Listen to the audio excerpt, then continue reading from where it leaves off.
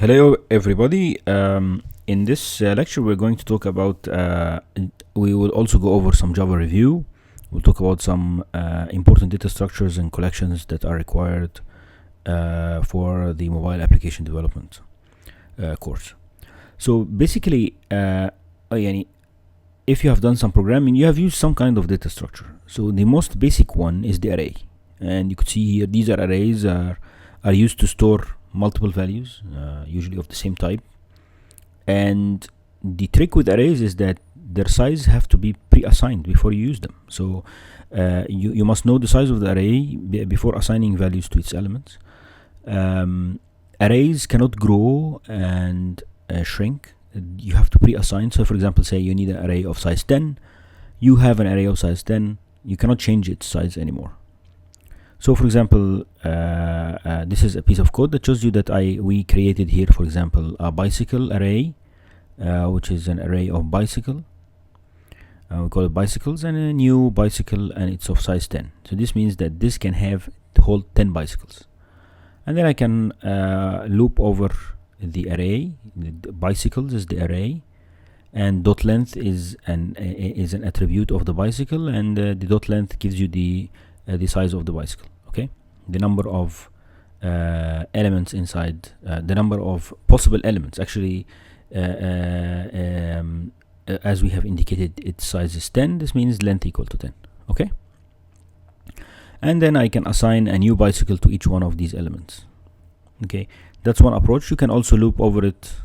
Again, you can do for loop to loop over the bicycle, and to retrieve an entry, use the I. You provide the index, and square brackets gets you the element, and this is a bicycle.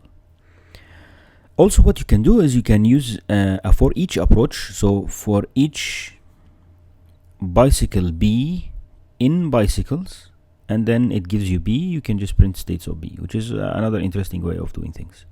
So now you could see here, this allocates enough space to store 10 bicycles. Actually, it only has enough space to allocate 10 bicycles, but there are no bicycles assigned to them. Now here we are doing the creation of the bicycle instances, and then assigning them to the elements of the bicycle, and then this is a for each loop that can safely iterate over the bicycle array. So they are very fast if you want to access array elements by index. Like for example, you tell me, get me index array element at index 0 or at index 1. This is very easy. This takes one step. Using the index, we can go there and retrieve the content very quickly. The problem with arrays is that the array size does not change. Okay, so you cannot change the size of the array. So we need other mechanisms to have more arrays or collections, or a data structure that can have collection of objects, and that collection can change. You can dynamically change. So basically, these arrays, the arrays that we just mentioned, are immutable. You cannot change them, okay, or change their sizes. And we need more mutable arrays, and Java provides several collection classes that provide dynamic sizes. For example, you have the list array, the list interface. The list interface is an interface that enables us to implement mutable kinds of lists. You have a list, and this list can grow, shrink. An ArrayList is a class, which is an implementation of the list interface. Provides dynamic array, which inherently uses an array for storage. So actually, this ArrayList is a list that inherently inside it has an array. Say the array has size 50. So for you, it shields you from the details of the array. Using the ArrayList class, you can just tell it add, and it will add elements to the inherit or the inside array. And then as it grows, it's fine. As long as it's less than the size of the array, it's fine. But then when it reaches the size of the array, it just creates another array and copies it. Copies the old array into the new array. And to the user, he thinks that it's a list. But anyway, so an empty array is initially within some kind of initial capacity. This just tells you the story of what we just have mentioned, of how the array list is used to implement some kind of a dynamic size array. So usually there is an empty array, okay, and then so it's set to some kind of a storage capacity, say 50, And then once this capacity is reached, a larger array is allocated. The elements from the current or the old array are copied into the larger array, and the larger array becomes the new current array. This process repeats as additional elements are being added to the array list. Now, because these array lists are internally based on an internal array, it's very easy to access, or it is very quick and efficient to access elements by index. Okay, so let's look more at the list interface. Here's the list interface. It's an ordered collection, okay, also called as a sequence. The user of this interface has precise control over where in the list each element is inserted. The user can access elements by their integer index, their position in the list, and they can search for elements in the list also. The list interface includes some of or these operations. For example, it has positional access, meaning that you can manipulate elements based on their numerical position in the list. And some of these methods are get, set, add all, and remove. Also, you can search. You could say, get me the index of something, and so on. So last index of. These are methods that are based on search. But to use search, you have to also might have to implement other methods, but we will see as we go. You can also iterate, so you can ask for an iterator, and that iterator enables you to iterate over the elements. You also have range view. You could say I would like a sublist from index to a specific index. You can retrieve a sublist of them. Now let's look at the array list. So it's very easy. Let's look at the bicycles example, but using an array list. And all what we have done here is we created an array list. You could say here we created a new array list, and this became bicycles. Remember in the previous example, bicycles was an array, right? So now we are using an array list, so it becomes an array list object. Now to add elements to it, you create the bicycle B, and then you say bicycles.addB. Okay, so now this array list is an array list that can hold any kind of object. It doesn't have to be bicycle. It can be any object. But anyway, so this is how you add. And then note here that bicycles, there is no length. This is the list class, so the list interface. There is a method called size. The size returns the number of elements that are currently stored inside the list. And so, for example, bicycles.size tells you how many elements are stored inside the list. So we loop over it using size. And to retrieve, you would say bicycles.get, and I is the index of the bicycle or the element that you would like to retrieve. The interesting thing is this array list stores any object, so it returns objects. When you say get, it returns an object. And if you want to make it a bicycle, you have to cast it to a bicycle. So it is unable to recognize what kind of object it is stored inside it. It just stores generic objects. Okay, now that's why we have this cast. And then once you get the bicycle, you can use it. Similarly, you can do a for each. Okay, so similarly you can do a for each. Oh, sorry. So similarly we can do a for. Oops, sorry. Similarly we can do a for each. You could see here for each object B in bicycles, and then you retrieve B. You have to cast it to bicycle before you call the method. Okay. So you can also do a for each, and this is very useful when you do a for each, because you don't need to do size and so on. You just over the current internal size. So this uses the iterator, by the way.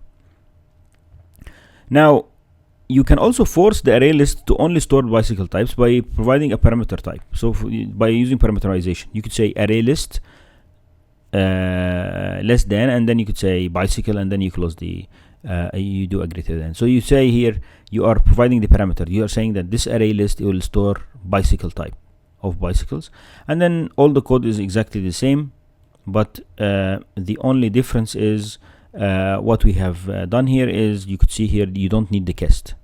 You don't need to do the casting. You could just say bicycles.get, it returns a bicycle, and you could say for each bicycle B in bicycles, and then it will loop over it. So you can see here, this is array list is very easy to use. When you use parameterization, makes it even easier, and you can control what kind of parameters, what kind of objects are stored inside the array list.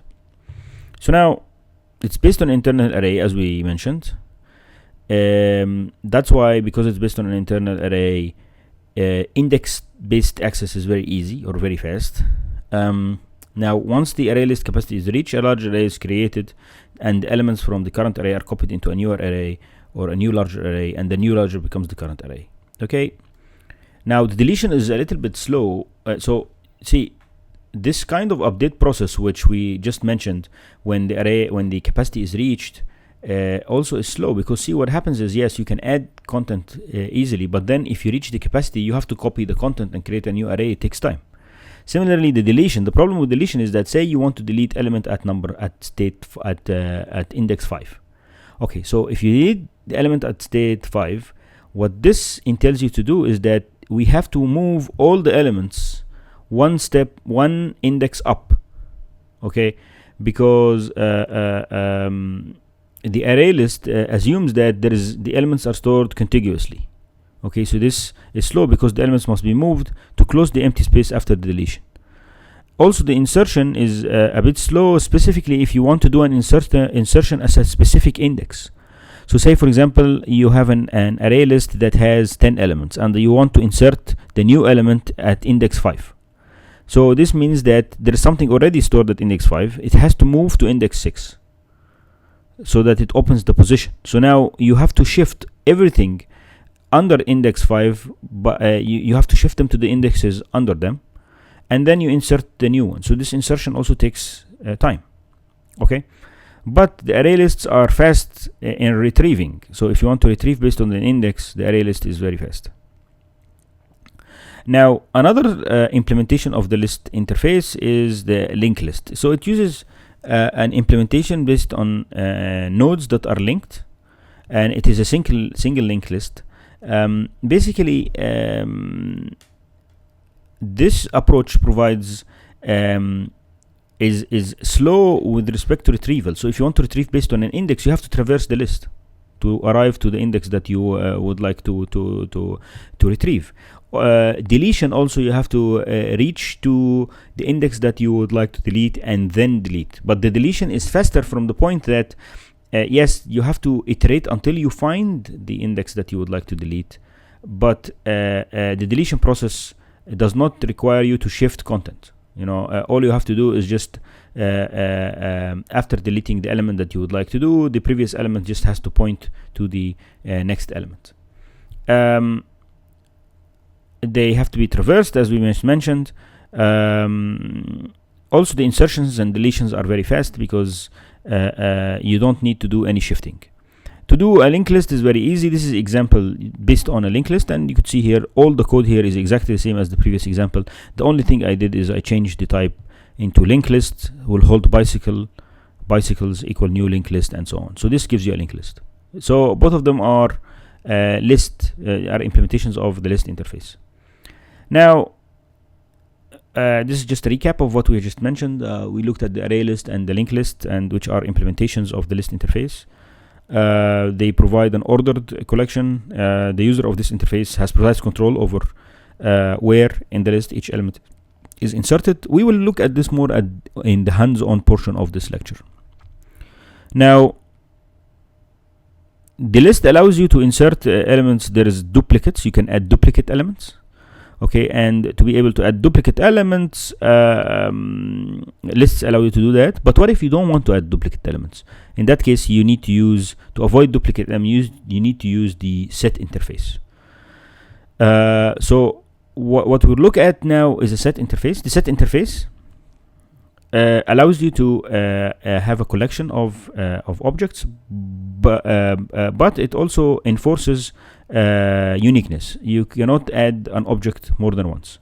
Okay, there are several implementations. You have HashSet, TreeSet, linked HashSet. I'm only going to discuss in this lecture the HashSet implementation. Now, the HashSet is much faster than the TreeSet, provides time constraints for most operations, but does not offer any ordering.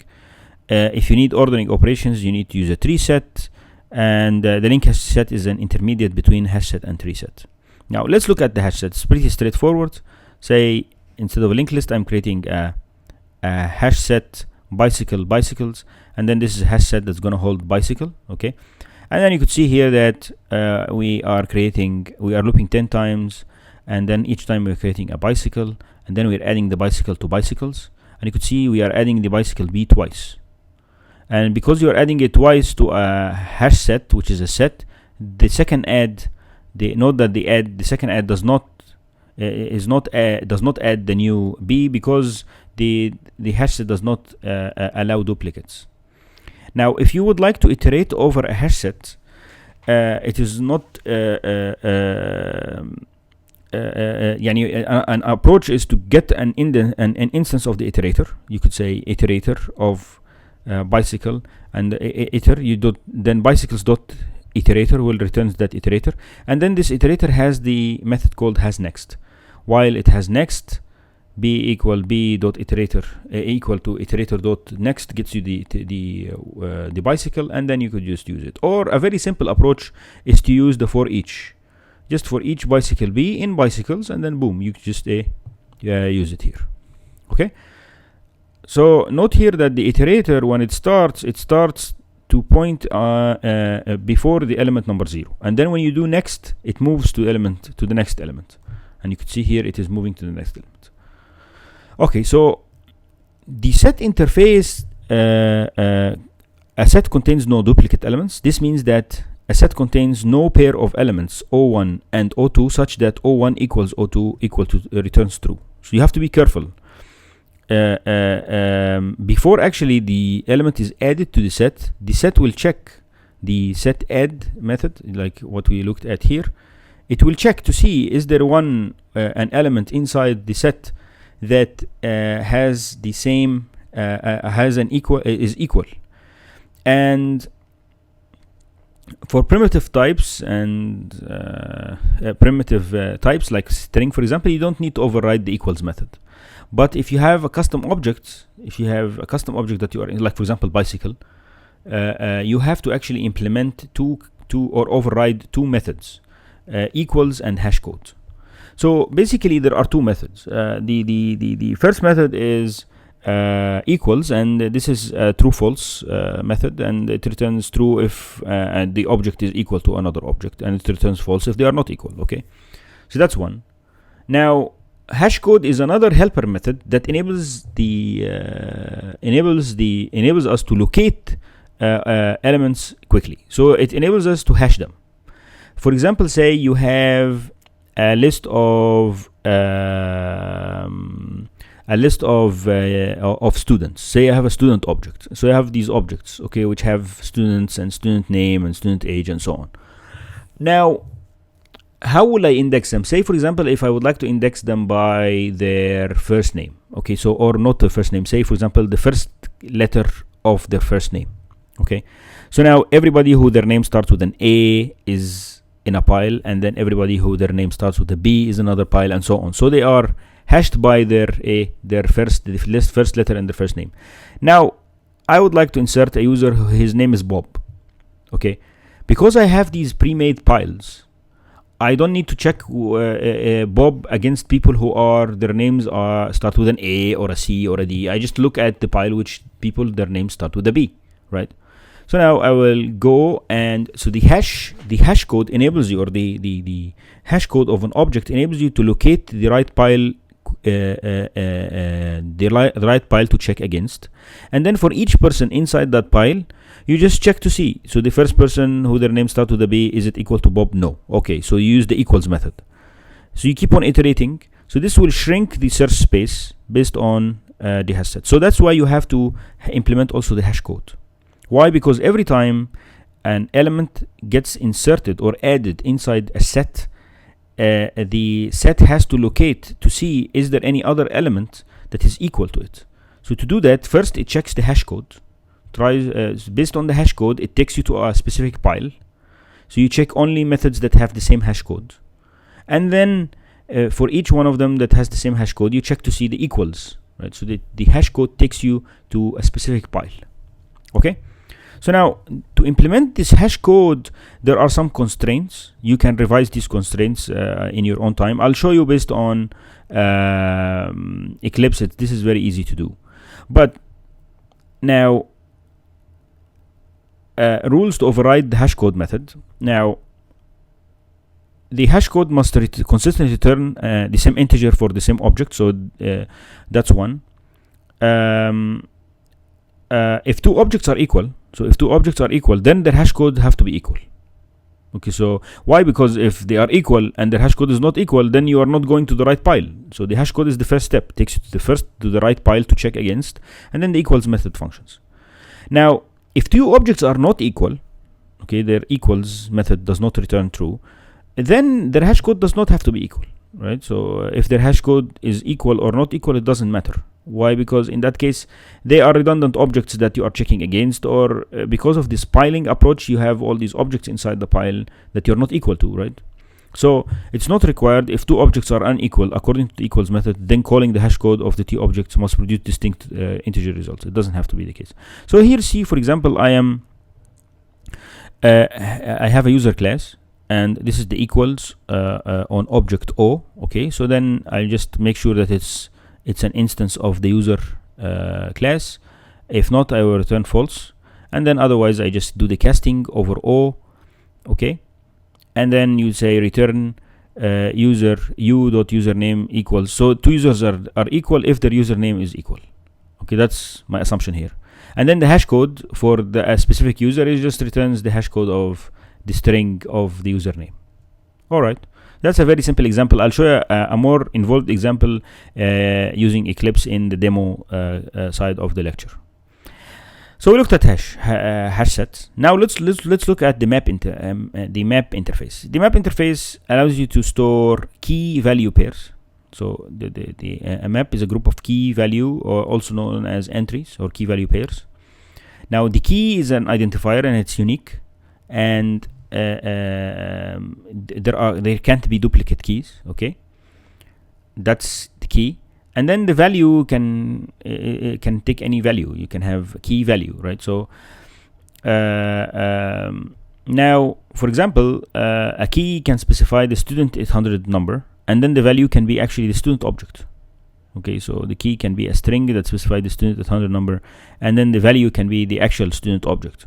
Okay, now the map, you will see that it is a generic type, k, v. You remember in the generic types that we used only one type, but now you have a key and you have a value. So this is the key and this is the value. Okay, so there are several implementations: hash map, tree map, linked hash map. The one I'm going to focus about now is the hash map. Now the hash map, pretty straightforward. I created a student object. You can see here this is a very simple student class. Student has an ID, first name, last name, and it has some kind of a GPA, and this is a simple constructor, and then it has toString method. Very simple. Now you can create hash codes, a hash map. So for example, here I'm creating a hash map, and you could see string, student. Why? This is the key, and then this is the value, and then student equal new hash map, and so on. Now you could add stuff to the hash map. We don't use the add. There is a method called put. Put key value, key value, key value, key value. You could see here the value is a student object. The key is the student ID. So now this gives you the students hash map. Now if you would like to retrieve the values, the values is a collection or is a list of values. You could say collection of student values equal students.values. Okay, and this gives you actually a list of values, and you can loop over the list. Okay, so this gives you a list and you can just loop over that list. What if you would like to loop over the keys? The idea is pretty straightforward. This is the hash map, and instead of this is how we got the values. Now to get the keys is also straightforward. You just say students.keyset, and this returns to you a set of key values. Okay, and then you can loop over it as we have seen before, how you loop over sets. I'm just using a for each here. Also the hash map or the map or the hash map has also a method called contains key. You could check to see students.contains key. This returns true or false. Okay, it tells you does it contain key or no. And you can also students.get, you could do a get. Students.get retrieves the value based on the key that is specified. Okay, we'll look at this in the more hands-on portion of this lecture. Thank you so much.